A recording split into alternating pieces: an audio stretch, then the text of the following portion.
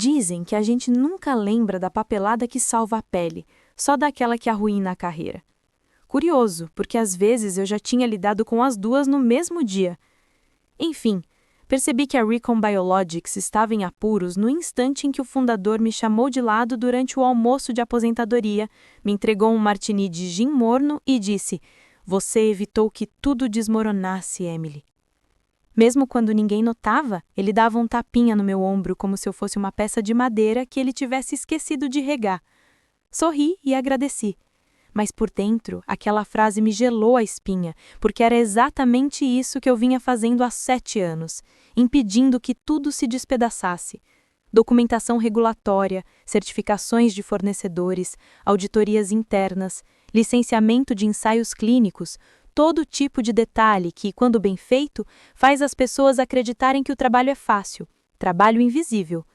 Se você já precisou lidar com prazos de submissão à FDA, enquanto alguém de 28 anos, com um jeito de startup e correndo contra o tempo, renomeava pastas de conformidade para dar um toque especial, então sim, somos almas gêmeas.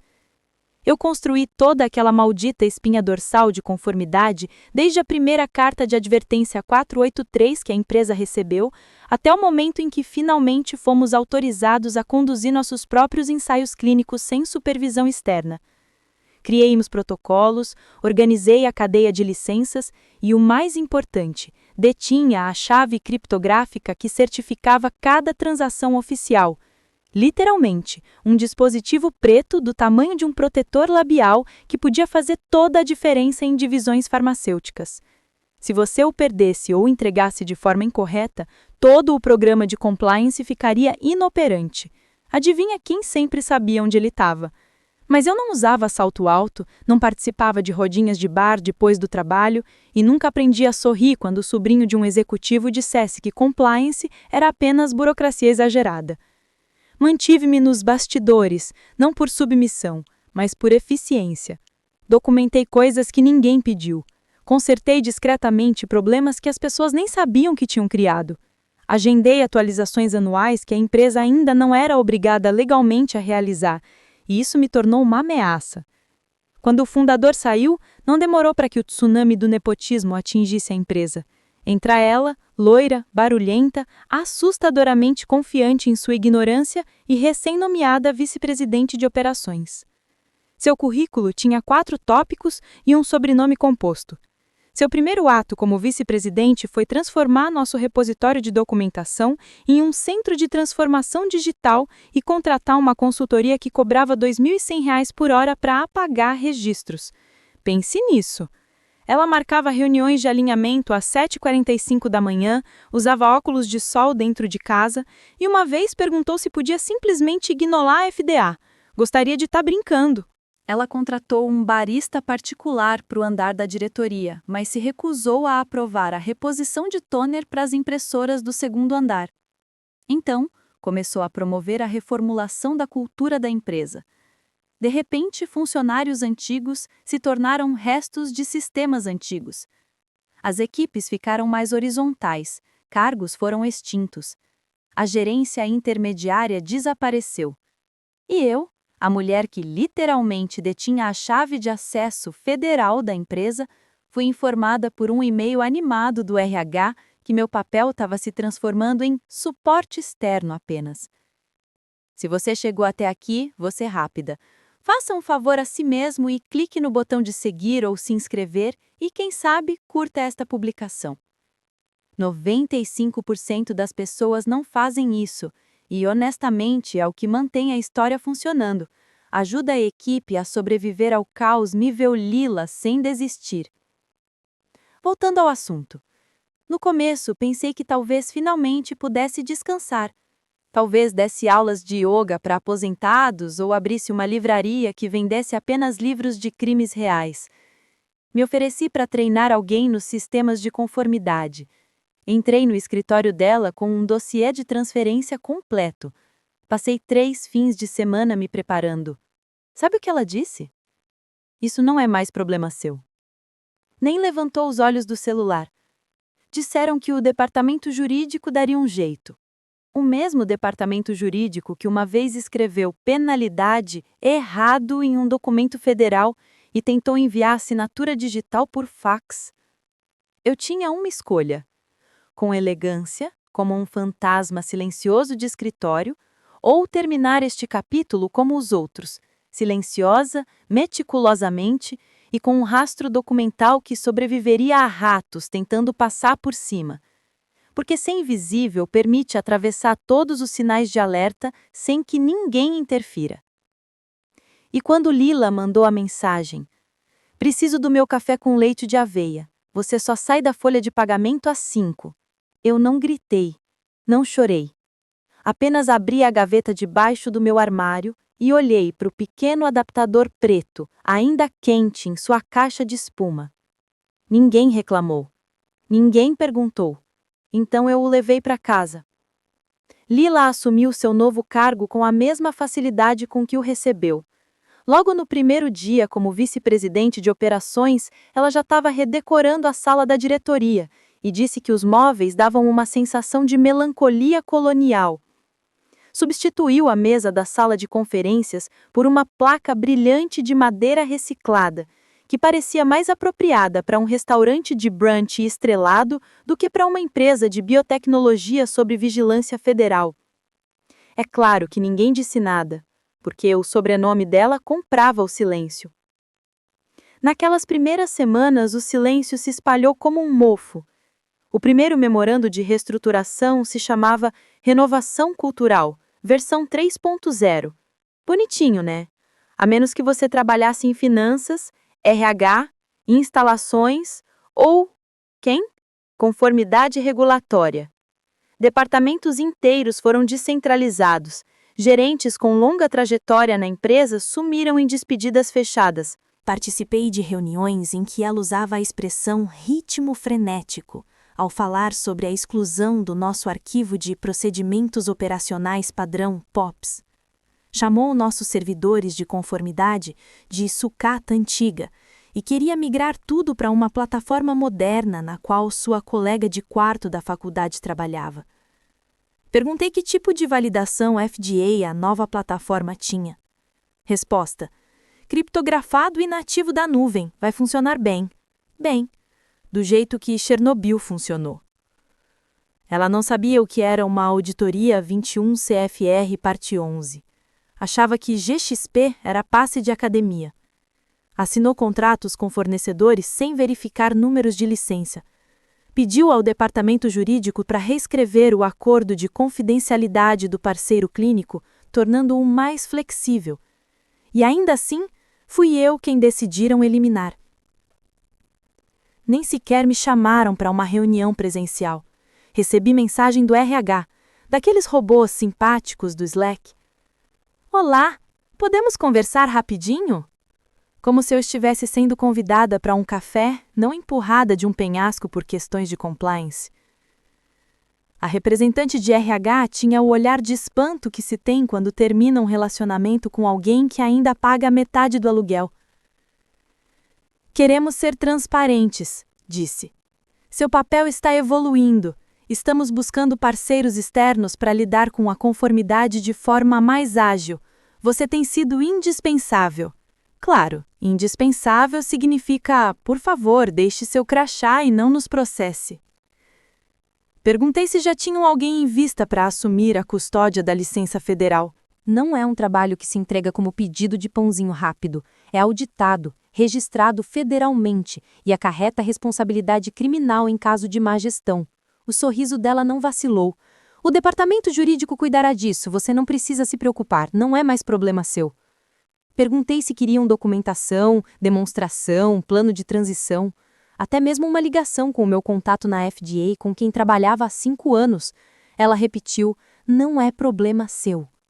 Naquele momento, percebi algo perigoso. Eles não apenas me ignoravam, não tinham a menor ideia do que estavam fazendo, nenhuma. Presumiam que alguém resolveria, que o sistema que construí era como micro-ondas. Basta apertar botões, a comida esquenta, não se preocupe com o que acontece lá dentro. Ilustraram isso com reuniões em um MacBook que nunca abria e bebidas geladas mais caras que meu almoço. Começou a convidar amigas para observar auditorias internas. Uma perguntou se poderíamos renomear o IRB para algo mais comercial.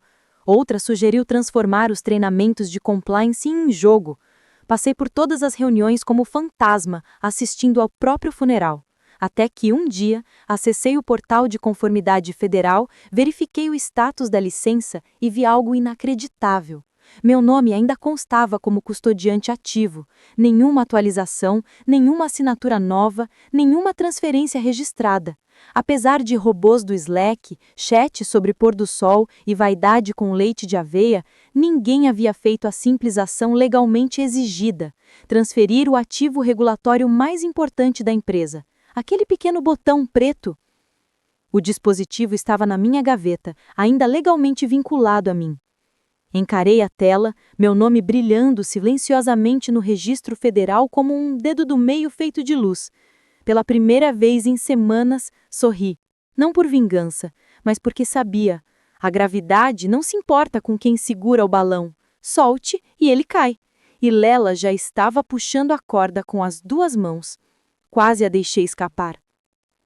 Depois daquela ligação do RH, dirigi para casa em silêncio. Sem música, sem podcast, apenas o zumbido baixo do motor e aquele tipo de raiva que não grita, mas sibila. Já passei por demissões antes. Já vi andares inteiros esvaziarem por causa de jargões e cortes orçamentários. Já comi bolo em salas de reunião enquanto executivos faziam discursos de despedida sobre novos capítulos e jornadas empolgantes. Conhece o jogo. Você engole o insulto, guarda a indignação, talvez pegue um grampeador por despeito e suma antes que sua dignidade bata no chão. Eu me disse: vá embora, não olhe para trás. Deixe Lela e seu culto do espetáculo se afogarem nos documentos do Google que nem conseguem controlar as versões. Cheguei até a começar a redigir um e-mail, algo elegante e profissional.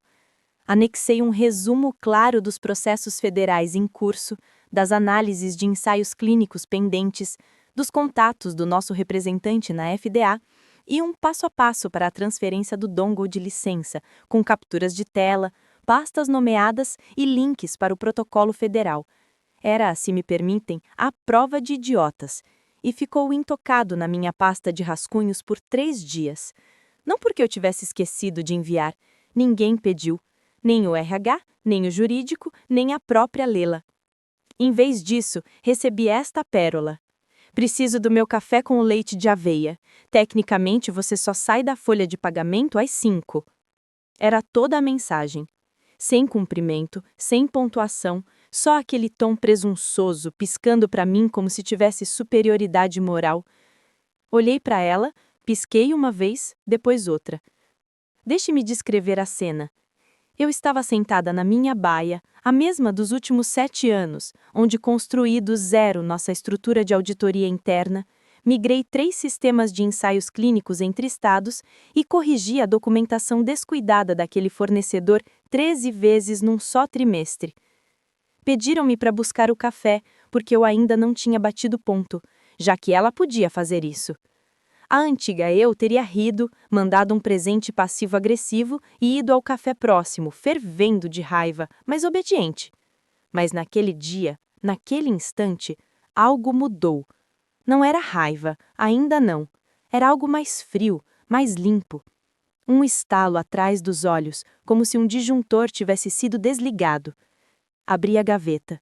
Lá estava ele, o dongle, ainda encaixado na espuma como uma relíquia maldita. O curioso é que eu tinha passado semanas tentando fazer tudo certo. Mandei 2 e-mails ao jurídico sobre o protocolo de reatribuição, pedi para incluir a pessoa que me substituiu no processo, ofereci-me para guiá-la ao vivo pela custódia, até sugeri gravar um tutorial em vídeo. Eles me ignoraram, nunca responderam. Um assistente jurídico finalmente mandou: obrigado, nós cuidaremos disso daqui em diante. Isso foi há 2 meses. Nunca registraram a alteração, nunca tocaram na chave. Então, tecnicamente e legalmente, eu ainda detinha a identidade de conformidade federal da empresa. Eu era a única autorizada a aprovar dados de ensaios clínicos, enviar certificações e validar acordos médicos cruzados. E aquele pequeno dispositivo de plástico na minha gaveta não era um enfeite, era a espinha dorsal da companhia. Lela não sabia disso, mas estava prestes a descobrir. Fechei a gaveta sem bater, deliberadamente. Abri a mensagem dela de novo. Digitei uma palavra. Claro. Cliquei em enviar, e naquele momento tomei uma decisão. Não brigar. Ainda não. Parar de limpar a bagunça deles. Deixar a gravidade fazer o seu trabalho.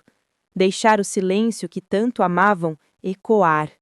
Porque quando alguém ergue um império ignorando os detalhes, basta um único erro na cadeia de custódia para tudo ruir. E eu decidi que não ia impedir isso. Meu último dia não começou com fogos. Começou com um banho morno e a mesma calça bege que eu vestia no dia em que entrei. Empacotei minhas plantas de escritório numa caixa de papelão, retirei as folhas secas da minha papoula e a reguei com as últimas gotas de café queimado da caneca térmica. Parecia um funeral, só que sem travessas. Estacionei na minha vaga de sempre, a terceira de trás para frente. Aqui ninguém curtia porque ficava sob a árvore murcha que pinga seiva toda a primavera. Eu gostava porque ninguém estacionava ao meu lado. Menos batidas na porta, menos conversas.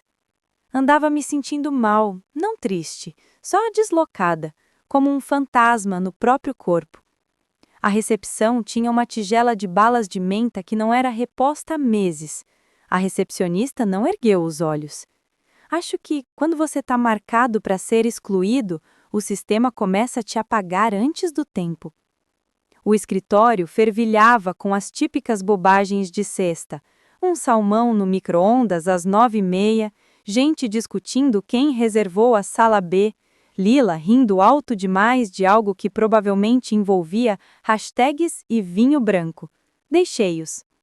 Na minha bolsa havia um envelope acolchoado com meu crachá, cartão de acesso e chaves da gaveta. Etiquetei o envelope como se estivesse enviando um rim. RH adorava etiquetas. O que não estava no envelope era o dongle, que estava no bolso do meu casaco, envolto num pano de microfibra. Silencioso, escondido, despercebido. O procedimento oficial, segundo minha política, exigia registrar a transferência no Portal Federal de Conformidade, enviar carta de transferência autenticada e atualizar as credenciais em 3 bancos internos e num registro externo espelhado. Nada disso aconteceu porque ninguém perguntou, nem uma vez. Eu lhes dei todas as chances. Tentei, juro que tentei. Mas eles estavam bisidiados demais renomeando departamentos e promovendo almoços de planejamento estratégico. Agora, toda a infraestrutura de compliance da empresa cabia num dispositivo de 30 gramas no meu bolso, e eles não sabiam. Eram 11h57 quando eu entrei na sala do RH. Lila estava encostada na parede de vidro, fazendo pose exagerada, como se fizesse um ensaio para um perfil que ninguém leria. Óculos de sol na cabeça, de volta ao interior. Já vai embora tão cedo? Disse sem se virar, erguendo o envelope acolchoado. Crachá, chaves, tudo seu. Sorriu com desdém. Legal, é só deixar na mesa. Você receberá a pesquisa de desligamento por e-mail. Sem aperto de mão, sem contato visual. Tudo bem, eu não estava ali por gratidão. Estava ali para marcar a saída. Ela se virou, parou no meio do caminho e arrematou. Ah, e pode pegar aquele modelo de NDA na sua pasta compartilhada antes de ir? Estamos fazendo uma limpa. A voz leve, etérea. Assenti, sorri e voltei calmamente à minha mesa. Dei uma última olhada ao redor. A mesa onde eu sentara durante 3 anos fiscais, 2 fusões, um alarme falso de evacuação e uma infestação de ratos. Saí da minha conta, fechei o laptop e o guardei na capa. Levantei-me com o dongle no bolso, sem alarde, sem anúncio. Mas naquele momento me senti maior, não por orgulho, mas por clareza. Até ali, eu havia entrado no jogo, tentado ajudar, garantir que não destruíssem tudo, passar o bastão sem incendiar a casa, mas eles não queriam o bastão. Queriam a luz sem o fogo. Agora aprenderiam a diferença. Passei pela mesa de Lila outra vez. Ela ria baixinho, gabando-se sobre como havia simplificado a conformidade num clique. Parei por um instante só para observá-la saborear a mentira. Então saí pela catraca, pela porta, para o ar fresco de novembro. O dispositivo pressionava levemente minha perna, ainda registrado, ainda ativo, ainda completamente meu. E pela primeira vez desde que começaram a me empurrar para fora, eu não senti nada, nem raiva, nem amargura, só uma linha clara e fria traçada na areia. Eles não a veriam hoje, nem amanhã, mas veriam em breve. E quando isso acontecesse, eu não estaria por perto para as consequências. Dizem que o diabo mora nos detalhes. Na Recon Biologics, o diabo usava óculos de sol enormes e se autoproclamava uma líder que priorizava o clima. Nas semanas seguintes à minha saída, a empresa avançou em disparada, como um motorista bêbado num piloto automático de Tesla. Lila, agora totalmente fora de controle, administrava o lugar como seu parque de diversões particular. Certa vez integrou um mentor de inovação do Instagram.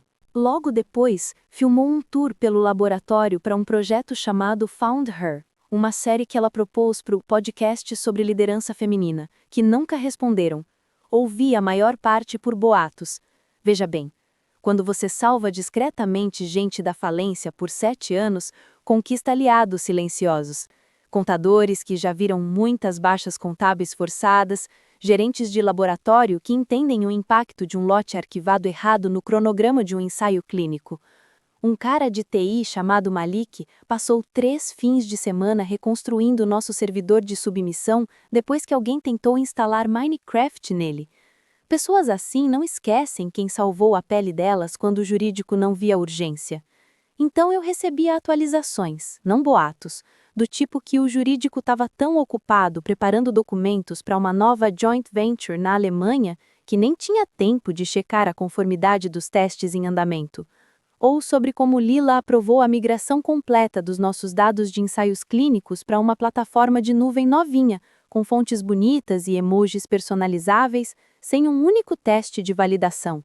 Como ela aprovou 3 ensaios em centros estrangeiros com a documentação ainda só em inglês, o tipo de atitude que põe todo o processo em risco. Eu não me vangloriei, ainda não, mas foi como ver um vazamento lento debaixo da pia da cozinha. Você não torce para a enchente, mas percebe facilmente quando o chão começa a ceder. O ponto de virada aconteceu 3 semanas depois da minha saída. Malik me enviou uma foto. Sem assunto, sem mensagem, apenas uma captura de tela. Era um PDF, uma página de assinatura digitalizada. A assinatura da Leila ainda era a única responsável legal registrada, o que tornava cada assinatura que ela havia feito não apenas inválida, mas potencialmente criminosa. E o melhor, ela não fazia ideia. Quando me ofereci para treinar alguém no processo de transferência, o RH disse: "Isso não é mais problema seu." Então, não me preocupei com isso. Simplesmente observei. Leila desfilava nas redes sociais. Publicava fotos filtradas dos corredores estéreis com frases como "dominando o futuro", "um disruptor de cada vez", "brilhos médios e suaves". Presumi que o conselho estivesse ou embriagado demais por sonhos de expansão ou com medo demais de questionar a queridinha. O jurídico estava atolado em cláusulas de fusão. O RH já se ocupava da próxima reestruturação drástica, que ainda era reiniciada toda quarta-feira, porque o novo sistema brilhante não funcionava bem com as ferramentas federais de envio de documentos. Mas eu, por outro lado, tomava um bom café, fazia alongamentos pela manhã e dormia a noite inteira pela primeira vez em 10 anos. Chamam isso de calma agridoce. Aquele tipo de tranquilidade que surge depois de você ter tentado de tudo: avisos, documentação, mensagens no Slack. Ninguém respondeu. Percebi que a única coisa a fazer era deixar a faísca cair e ir embora antes que alguém notasse a fumaça. Quando vi o título falso da Leila sob a assinatura, fechei o laptop e sorri. Nem larga, nem malvada, apenas o suficiente, porque a gravidade a puxava o tempo todo. E agora, suas mãos estavam cheias da coisa errada, e ninguém, absolutamente ninguém, tinha percebido o que ela deixara cair. A reunião estava marcada para 11 horas em ponto. Que pena! Eu a incluí no convite da agenda. A formalidade dava a impressão de que eu estava fazendo um favor. O título fez o RH se remexer em suas cadeiras ergonômicas. Eles não gostavam de nada com o encerramento, a menos que viesse com tópicos pré-aprovados e um formulário do Google. Enviei com 5 dias de antecedência. Cópia para todos. Lela, RH, jurídico, até Malik, que respondeu apenas com um gesto de boa sorte, alguém acenando uma bandeira branca. Ninguém confirmou. Ninguém recusou. Apenas silêncio. Mesmo assim, me vesti como para um depoimento. Calça azul marinho, camisa branca, cabelo preso. Aquele tipo de roupa que faz as pessoas presumirem que você carrega algo importante, mesmo que seja só um grampeador. Só que desta vez eu não segurava um grampeador. Eu tinha o dongle. Ele estava em uma bolsinha de veludo dentro da minha bolsa, protegido entre uma cópia dos documentos de desligamento e uma barra de proteína de chocolate que não pretendia comer. 11:03. Sala vazia. 11:06. Ainda vazia. Abri o laptop e conferi o registro federal novamente. Lá estava, meu nome brilhando na cadeia de custódia. 7 anos de acesso documentado, registros, certificações, toda a linhagem de um programa de conformidade construído do zero, nenhuma reatribuição, nem pendente, nem um sussurro de processo. Fechei o laptop e esperei. 11:15. Lila ainda não aparecera, mas podia ouvir sua voz do bullpen, como a de uma apresentadora de auditório esquecendo o microfone ligado. Saí da sala de reuniões. Ela estava encostada numa mesa, conversando animadamente com alguém do marketing, rindo de uma campanha com influenciadores que usava a palavra farmacêutico sem ironia. Ela me viu e sorriu com aquele brilho falso típico de executivos que não lembram seu sobrenome. Com 2 dedos erguidos como sinal de paz, disse: "Ah, oi, pega meu café", como se fosse uma paradinha no café próximo, como se eu não carregasse a espinha dorsal da empresa na bolsa. Não me assustei, não bisquei. Apenas caminhei devagar, decidida, tirei a bolsinha do bolso e a abri. O veludo refletia a luz, macio, caro, imponente, e então enfiei a mão e tirei o adaptador. Parecia inofensivo, algo que você ganharia numa máquina de bichinhos de pelúcia, mas dentro da casca de plástico estava o registro criptográfico de todos os ensaios clínicos em que a Recon havia trabalhado nos últimos 5 anos. Segurei-o na palma e estendi. Ela olhou como se eu entregasse um brinquedo anti-estresse. "O que é isso?" "A chave", disse eu. "Você me pediu para entregar as coisas." Ela deu de ombros e pegou sem pensar, jogando na mesa como se fosse um protetor labial. Voltou-se para o marketing e comentou sobre precisar de cores mais vibrantes nos slides de regulamentação. E assim aconteceu. Cadeia de custódia quebrada.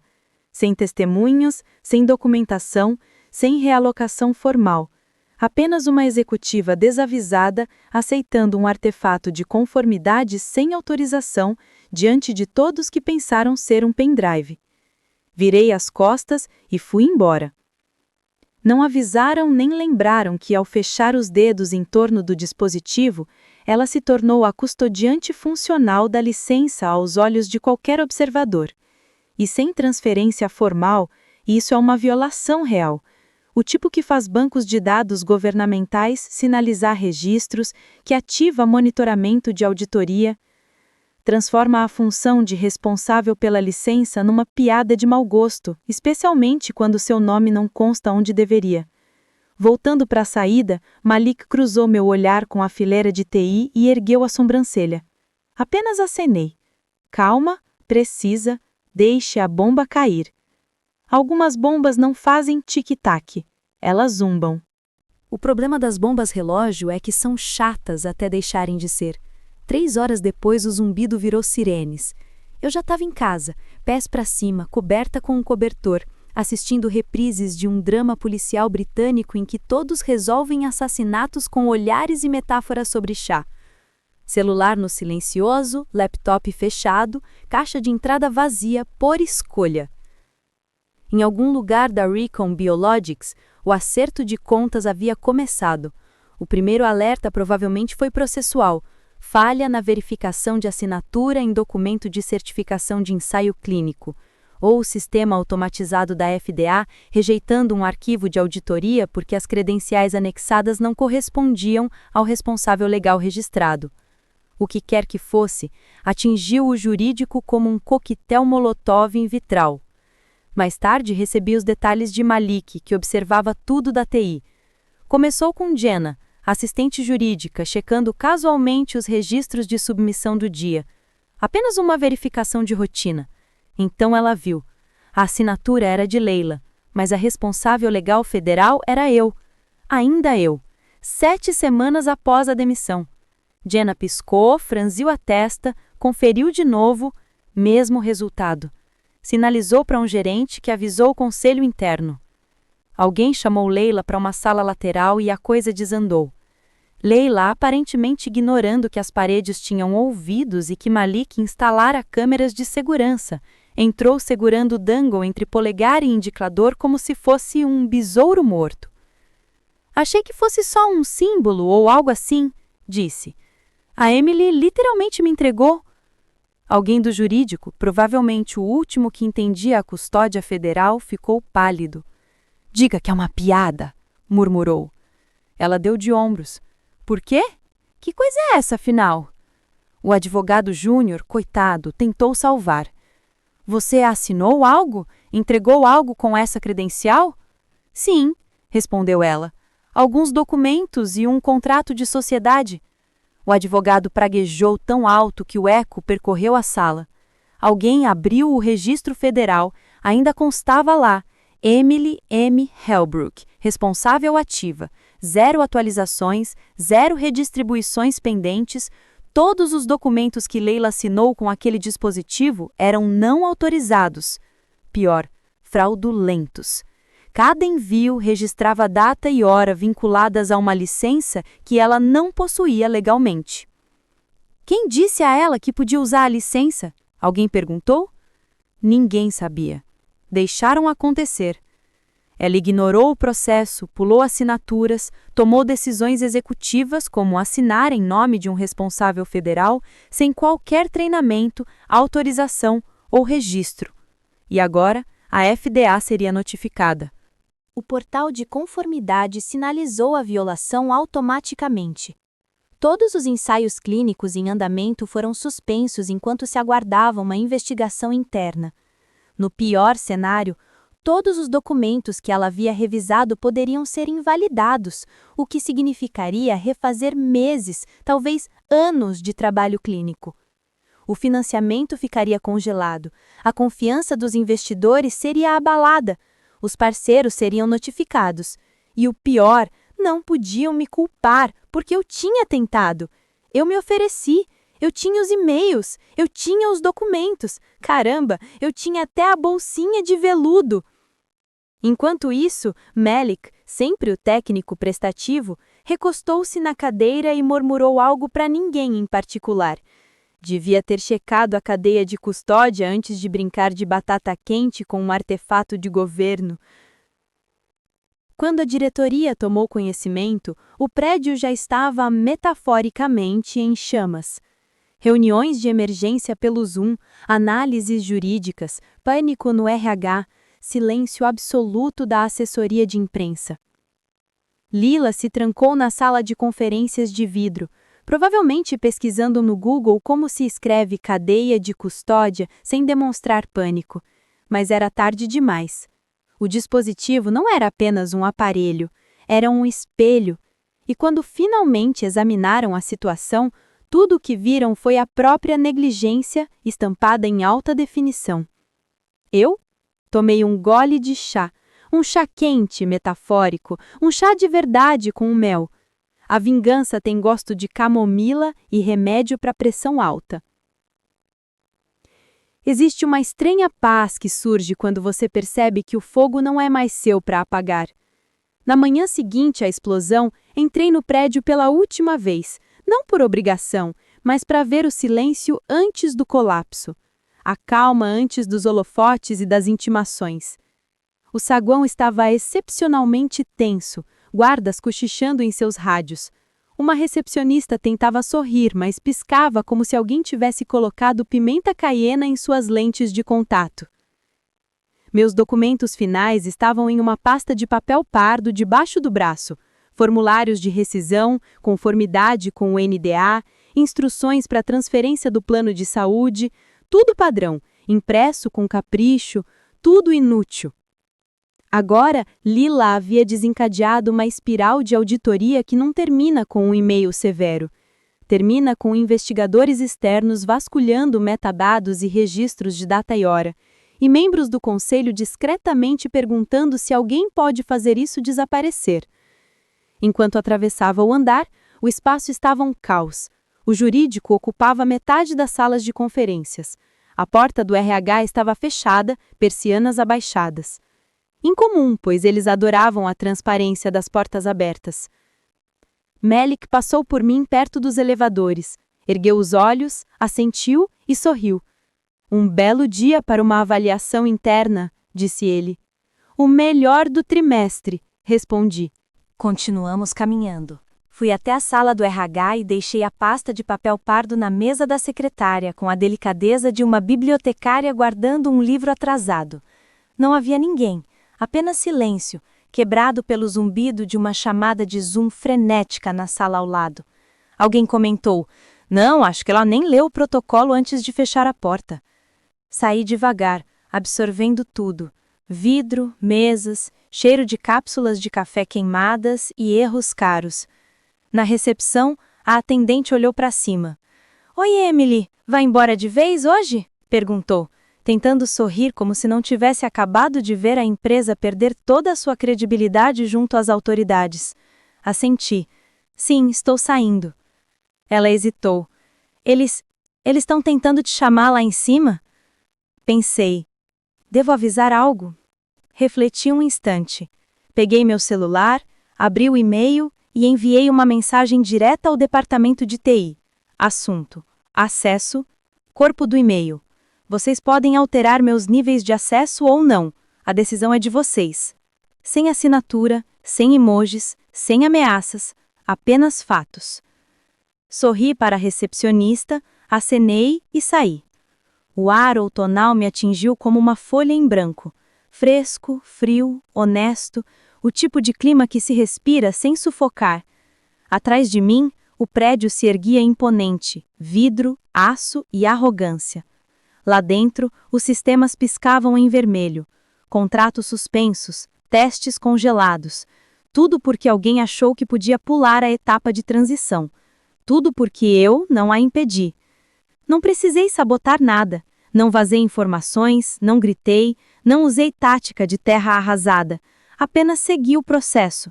E quando ignoraram, deixei que arcassem com as consequências. A falha não foi minha, foi deles. Um presente embrulhado em veludo, pedido por uma mulher que costumava buscar seu próprio café. Enquanto me afastava, o peso no bolso havia sumido, sem dispositivo eletrônico, sem culpa, sem mais trabalho invisível. Apenas liberdade e silêncio, exatamente como planejei. O e-mail começou a pipocar nas caixas federais antes do amanhecer. Sinalizadores de conformidade automatizados, alertas de auditoria, banners vermelhos digitais piscando quando uma cadeia de licenças não correspondia ao histórico de transações. Não demorou para o órgão de fiscalização morder a isca. 9 horas da manhã. Recon Biologics sob suspensão regulatória temporária. Todos os ensaios clínicos, locais de teste e projetos com parceiros congelados. Não apenas pausados, mas congelados. Nenhum dado novo, nenhum registro, nenhum movimento de produtos entre fronteiras. A suspensão só seria levantada após a auditoria completa e resolução da violação. Milhões em suspenso, acordos nulos, cronogramas comprometidos. Ao meio-dia, investidores começaram a se retirar discretamente. Uma reunião cancelada, uma transação interrompida. Depois a represa se rompeu. Ligações para o jurídico, perguntas de seguradoras, checagem de e-mails de parceiros cujos acordos de confidencialidade foram repentinamente invalidados porque a pessoa errada os assinou. As projeções da série D desmoronaram. O acordo de expansão com o laboratório alemão colapsou como uma cadeira dobrável barata. Conformidade deixou de ser apenas item da lista de tarefas. Às 15 horas era a pauta de toda a diretoria. Sala de reuniões lotada. Sessão de emergência. Conformidade legal. Restava o RH tentando disfarçar a gafe. Lila estava lá, vestida como se nada tivesse ocorrido, exceto pelo cabelo frisado de tanto andar de um lado para outro e unhas roídas até o sabugo. O fundador ligou de Londres, retornando mais cedo de seu sabático pós-aposentadoria.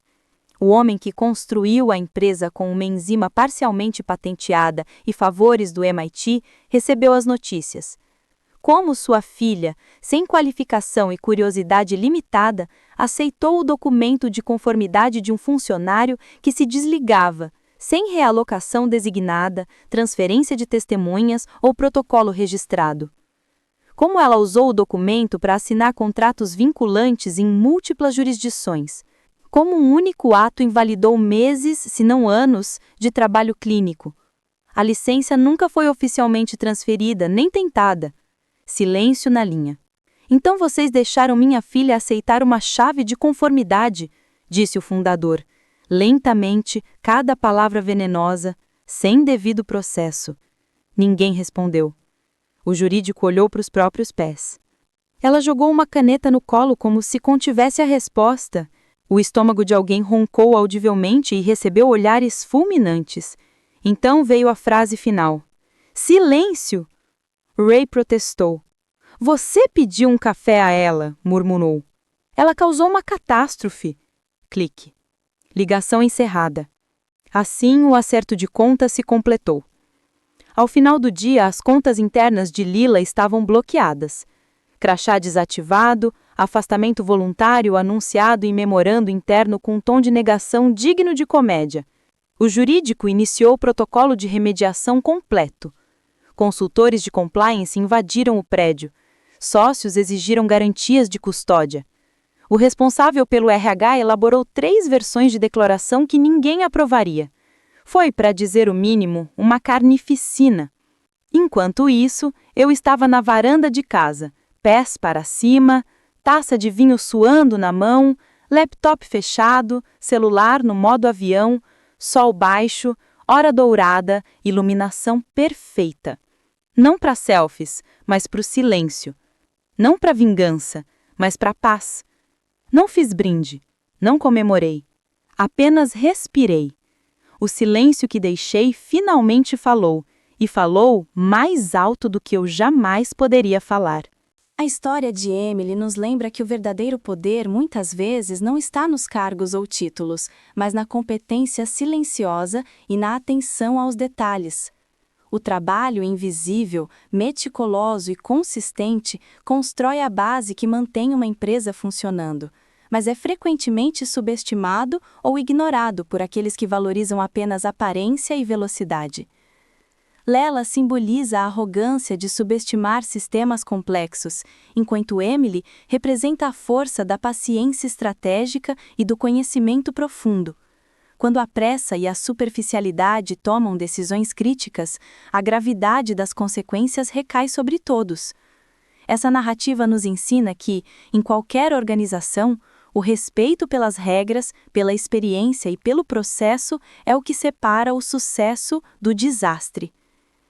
A complacência e o descuido podem gerar caos irreversível e, às vezes, apenas observar com calma é mais eficaz do que intervir sem respaldo. O caso ilustra que competência e diligência não são reconhecidas instantaneamente, mas têm impacto duradouro. A ética profissional, a atenção aos detalhes e a consciência do efeito das próprias ações são vitais em qualquer ambiente corporativo, especialmente quando envolvem regulamentação e responsabilidade legal. Tentativas de simplificação ou ignorância das normas podem levar a falhas catastróficas, mesmo para líderes bem-intencionados ou familiares influentes. Emily mostra que quando se tem controle sobre processos críticos, a melhor ação às vezes é permitir que os erros se revelem naturalmente, evidenciando negligência sem comprometer a própria integridade.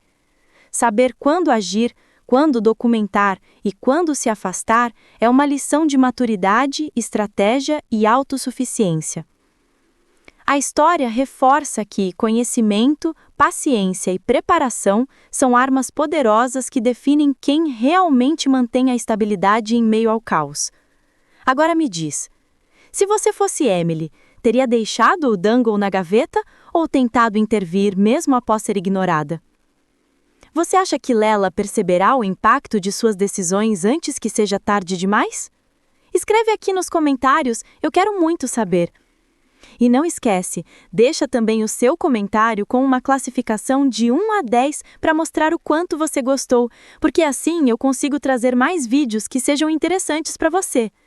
Curta o vídeo e inscreva-se no canal para mais histórias de bastidores corporativos e estratégias invisíveis que definem quem realmente controla o jogo.